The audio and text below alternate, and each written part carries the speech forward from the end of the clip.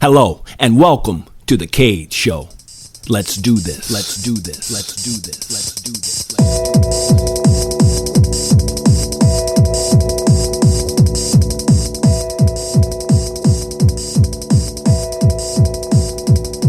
If you're a Republican, then be brave and step into the cage.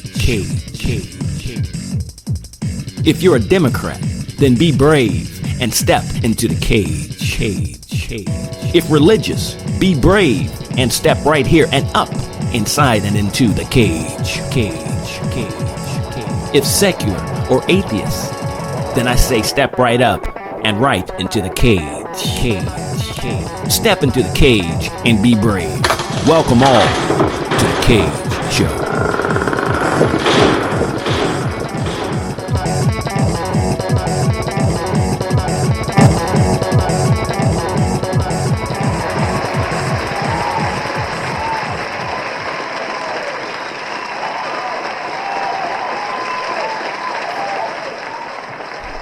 Hello, ladies and gentlemen, and before we get started, I just want to say this next segment you're going to hear, I actually did not intend for it to turn into a show. I was actually testing out a microphone system, but while I was testing it out, well, I just started talking about ISIS versus the Taliban, and that's kind of the theme of this short segment here is why did ISIS fail, whereas the Taliban hailed? And so without further ado, folks, I hope you enjoyed this short segment. And again, opinions and views are constantly changing and evolving, and it's all new right now. And I don't know, I believe in giving everyone a chance. So let's just see how this new Taliban government does. But that aside, again, why did ISIS fail where the Taliban have hailed? Without further ado, check it out. Welcome to the Cage Show. Ladies and gentlemen, welcome to the Cage Show. And I just want to say this real quick. I know a lot's been going on over there in Afghanistan, and it breaks my heart. It really does. It breaks my heart to see all the turmoil that's occurring over there as the Taliban retake, I guess you could say, their own nation. It'd kind of be like Southerners retaking the South, basically. And that's one of the reasons why I do believe this idea that you can defeat people from their own land is kind of imbecilic, in my opinion. You know what I'm saying? It'd be like trying to say, okay, we're going to invade Idaho and then we're going to defeat Idahoans. No, the Idahoans are going to fight like hell because that's their land, that's their people, So I think looking back, maybe next time we try this, we could use a different strategy. I don't know, folks. But I do know this, it saddens me to look at all this imagery on the news and all that, because there's nothing I can do about it. I'm not a billionaire. I'm not like a multi-millionaire. I'm not a billionaire. So I don't really need to see it. It just makes me sad. Yeah, I'm former military. I never went to Afghanistan. I was in the Navy. But still, it just makes me sad because there's nothing I can do about it. And the media knows that. The media is just drooling now, trying to get all the ratings they can get. And it just, I don't know, it just sickens me, actually. But another thing I'd like to talk about real quick on the Cage Show here is why did ISIS fall and why does the Taliban continue to thrive? And I'd like to kind of tackle this issue real quick. In my opinion, these are the reasons, okay? For one, ISIS was more of a collection of different individuals from all over the planet. Okay, yeah, sure, they all wanted an Islamic caliphate, but aside from that, with ISIS, you had different cultures coming together, different tongues, languages, different nationalities, nations, people all kind of converging, there in Iraq or Syria to be a part of this caliphate. And as such, ISIS was kind of more like thin toilet paper, it was going to break apart. It's just, whereas the Taliban, to me, the Taliban are more like the mist that rises from the earth.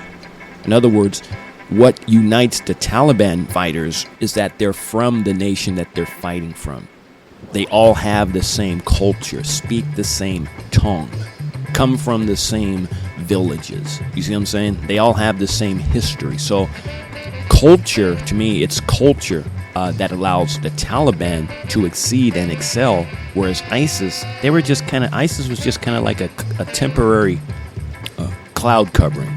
and then the cloud eventually dissipates, And another thing I noticed between ISIS and, let's say, the Taliban is that the Taliban fighters are just more mature. The Taliban fighters are just more mature. It's like they're the grown people. It's like they're the grown people in the room, if that makes sense. Whereas the ISIS fighters, to me, they behaved more like teenagers who, are just now reaching puberty. You know what I'm saying? They were given all this power, all this authority quickly and suddenly, and they just didn't know how to handle it. They had no central government. They had no capital. They had no, you see what I'm saying? So they were doomed to fail. Plus, and then on top of that, they were just violent. You would think by now, people that rise up, organic groups that rise up, you would think by now they have to realize that you don't brutalize the people you're going to eventually rule over if you want their sympathy. And ISIS, they were just brutal, as is the Taliban from what I hear. But, Taliban is different. We'll get to that later. But the thing about ISIS, man, they were just brutal. Killing people, chopping off heads, videotaping. How are you going to get loyalty like that? Even the cartel, even the Mexican cartels and, in Mexico and South America, even they realize that violence will only get you so far. You have to eventually be nice to the people that whom you want, I don't want to say serve, but you see what I'm saying? That's why a lot of times the cartel of Mexico, they'll buy villages gifts, they'll hand out, they'll do things that the government doesn't. And then by doing that, you win over the sympathy of the people you eventually want to rule over. And then they'll have your back. Whereas with ISIS, nobody had their back because they were just like bloody and violent and wild, man. So they didn't really earn anyone's loyalty. And another thing or difference between the Taliban and ISIS is that the Taliban are content on ruling in Afghanistan. That's their home nation. That is their caliphate, Afghanistan. Whereas ISIS, they were more like Hitler. They were kind of like land grabbers. They just wanted to kind of spread as far as they could go. Whereas the Taliban, they could care less about, they're not like a nation conquering organization or entity or, caliphate. They simply say, look, y'all do what you want in China. You can do what you want in Canada. But in Afghanistan, we're going to run it our way. You see what I'm saying? So therefore, it allows for all their resources to kind of be centralized. Whereas the ISIS, they were just everywhere, man. That's just, But anyways, all that aside, again, it saddens me, all the people, in Afghanistan that kind of got used to a Western type of lifestyle, and now their freedoms are going to be oppressed, and a lot of people are going to be hurt and abused. And again, there's nothing I can do about it, folks. I'm not the government. I'm not a billionaire. But I just wanted to chime in real quick on that issue. And but I also noticed Taliban ain't worried about no goddamn COVID. At least that's one thing I'll say about the Taliban. They realize COVID is nothing but pure theater. And in their nation, they don't allow corrupt pharmaceutical, corporations and media and all that. They get the hell out of our country.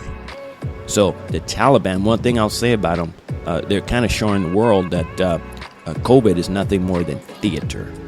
And that's the kind of crap they don't want to allow into their nation. If the Taliban weren't so vicious and bloody, in a way, they kind of set a model for how just common sense people should run things. And that is get rid of, kick out, and don't allow corrupt corporate overseers to come in and manipulate your population with lies and stuff, But anyways, all that being said, I don't even know if I'm going to air this or not. I'm actually testing a new microphone system, so if this airs, fine. If not, oh well. Welcome to the Cage Show. Step up and be a guest. And step into the cage. I'm out.